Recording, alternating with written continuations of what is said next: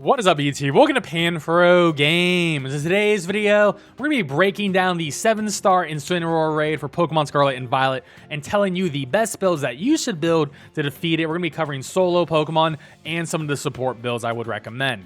And of course, guys, if you like my type of content, enjoy these videos, please leave a like, subscribe if you're new. I really appreciate it. Consider supporting the channel by joining the PanFam by hitting that join channel member button below.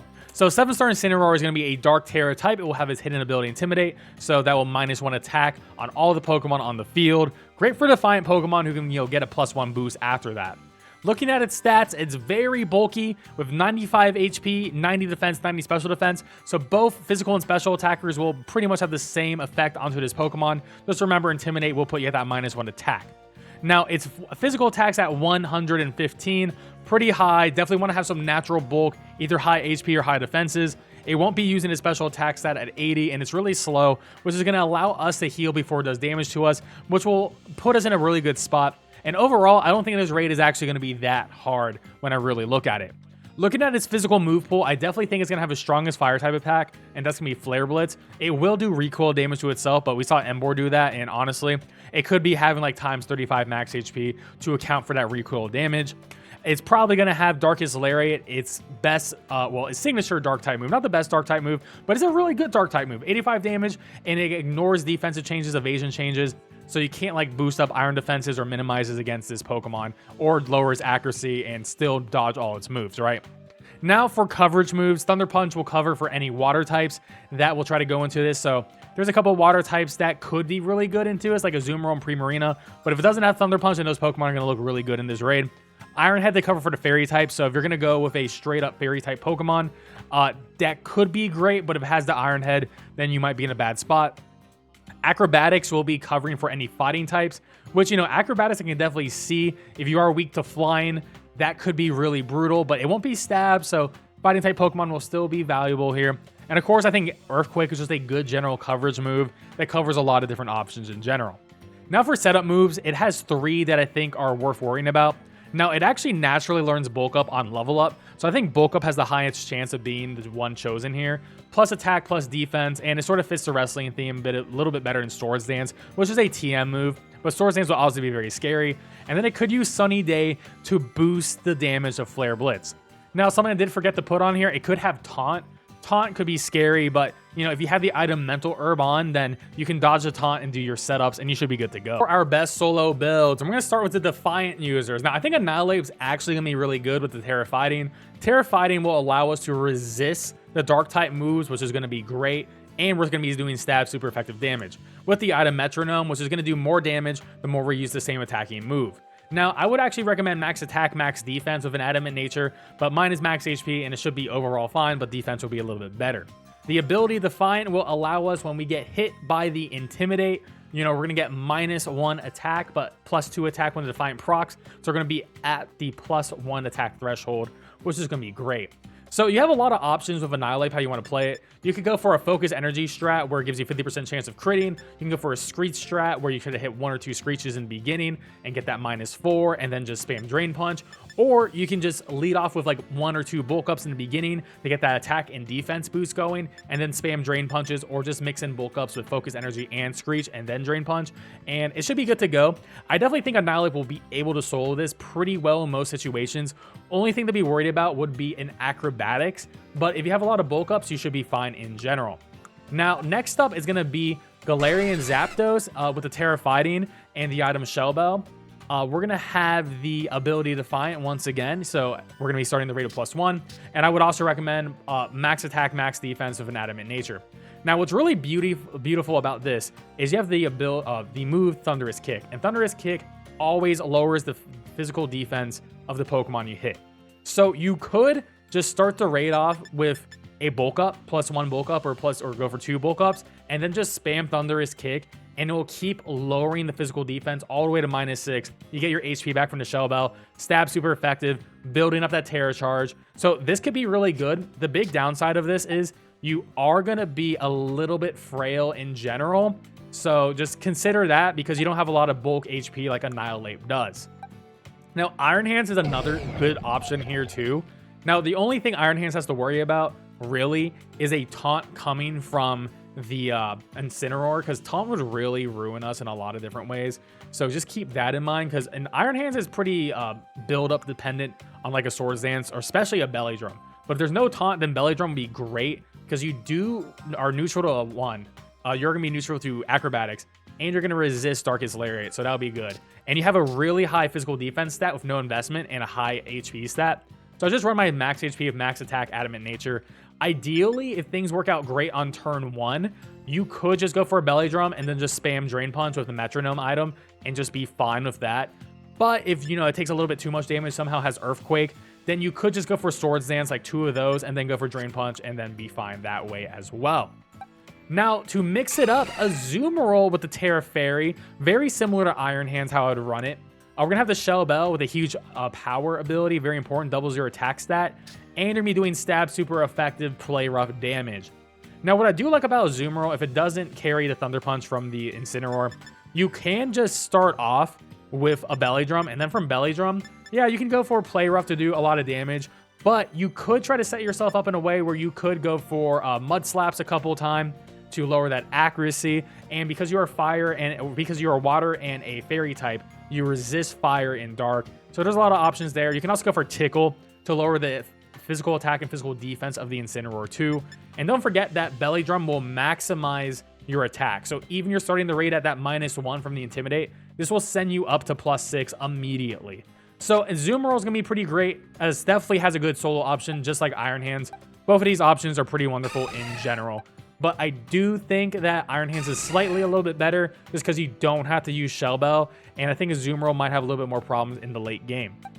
Now, Koraidon, I think, is another decent option with the Shell Bell. Tera Fighting, max HP, max attack is what I'm running here. But I do think, once again, max attack, max defense, Adamant Nature is great. Now, the only issue is Orichalcum Pulse will boost the fire type damage for 5 turns. So Incineroar will be doing boosted Flare Blitz damage. However, you do resist fire and you resist dark. So you're going to be good on that front. And to start this raid, you could just go for 3 Mud Slaps in the beginning and just lower that accuracy, build up your Terra Charge. And then you can just go for Swords Dance and then start spamming Drain Punches whenever you need to get your HP back. Or you can just go for Collision Course, which will be doing essentially base 133 damage with its ability. And it'll be doing a ton of damage. You could replace Shell Bell with the Metronome. I just think that Collision Course is just so good that you might want to just go for Swords Dance Collision Course to get that HP back. But if you want to change it up, you could go for Metronome with the Drain Punch, and that'll also be phenomenal too. Now, for a really awesome tech Pokemon, you can go for a Dachsbun here. Now, I forgot to give Dachsbun an item, but the item you would obviously give the Dachsbun would be a Shell Bell. So keep that in mind. Shell Bell is what you want to give. I don't have one right now. But just imagine the Dachsbun has a Shell Bell with a Tera Fighting. And the ability is going to be Well-Baked Body. So whenever you take fire type damage, you're not going to take any damage, and your defense is going to be sharply boosted.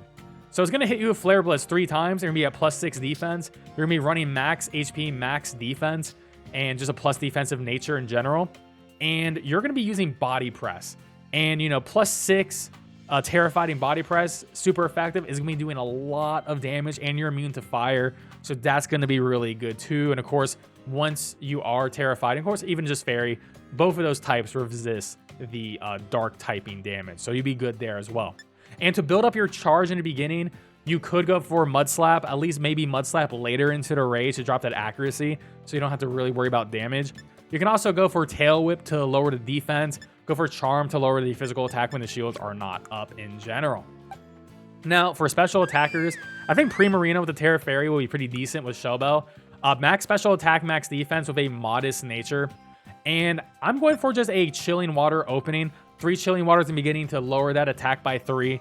And then after that, whenever you need to get HP, you can go for Draining Kiss. And then you want to eventually build yourself up with some Calm Minds, get some special attack boost, some special defense. I doubt it's going to have any special attacking moves on the Incineroar, but +3 special attack should be enough for you to win with Shell Bell, Moonblast, and you should be good to go. Primarina will definitely clear, but it'll definitely be on the slower side. If it does have Thunder Punch, then that can be a little bit problematic, though. Keep that in mind. Lastly, Magearna, if you can somehow Tera Fairy quickly out of its steel typing, then Magearna will be a great solo option. You would want to go max special attack, max defense, though. And if this does somehow work, and you have solo partners who have Intimidate, who can definitely help you out, Your ideal goal would be to set up like Iron Defense probably on turn 1. Just immediately like the Iron Defense with the Defense Cheer up. And then after that, just spam Draining Kiss to build your charge. And on turn 4, after turn 4, you'll be able to Tera into that Fairy typing. And then you won't be weak to fire anymore. Magearna could work, but it's going to be a little bit risky. And now for the best supporters. And Umbreon's going to be amazing. I have Wide Lens on mine because I run Screech on it. We're going to be going max HP, max defense with a plus defense nature.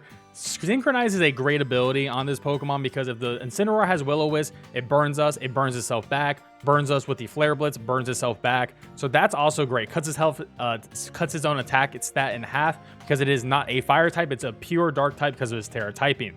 Now, you can run both Screech and Fake Tears to help both physical and special attackers. Mud Slap will give you Tera Charge and will lower the accuracy of the Pokemon. And you have Reflect to give yourself a +2 defense boost for the full team.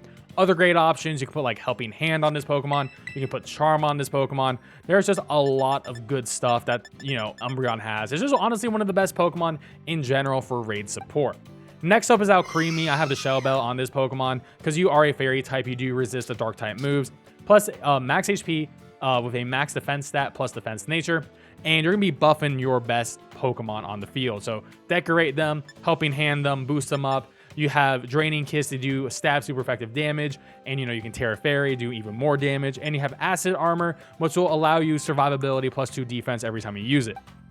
Next up, Galarian Weezing, once again resists Dark type moves. Shell Bell, max HP, max defense, plus defense nature. Misty Surge is great because it does prevent status moves from happening. So if the Incineroar does have Will-O-Wisp, it cannot actually burn us. For some reason, it has Outrage. Dragon type moves are cut in half in terms of their damage. So Misty Surge is actually pretty good overall. You have Will-O-Wisp to burn it if you don't have Misty Surge, or when Misty Surge is gone, you could go for a Will-O-Wisp, so keep that in mind. You can also have the ability of burning it.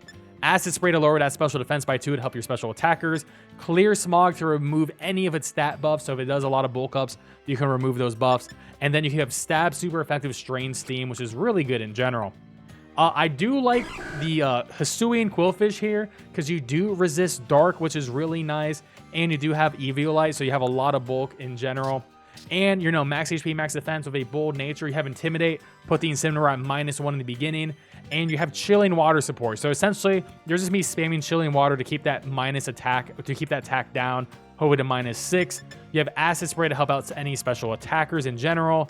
And you have Acupressure to boost one of your allies' stat, hopefully in a physical attack, special attack, physical defense. Those are the 3 you're looking for, or even Evasion would be nice too.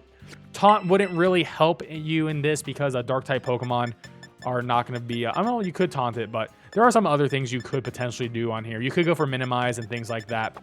But overall, I think these are some of the great supporters for this raid in general. So I would definitely recommend these 4. I'm sure there's other phenomenal ones. You can let me know in the comment section below. But there we have it, guys. Those are going to be the best Pokemon that you should build to defeat the upcoming 7-star Incineroar raid. We'll be doing the stream live to defeat it with the solo builds. And we'll also have a one-hit KO strat releasing on the channel very soon. So stay tuned. Anyways, guys, don't forget to leave a like, subscribe if you're new. I really appreciate it. And catch you guys next time. Peace out and have a good one.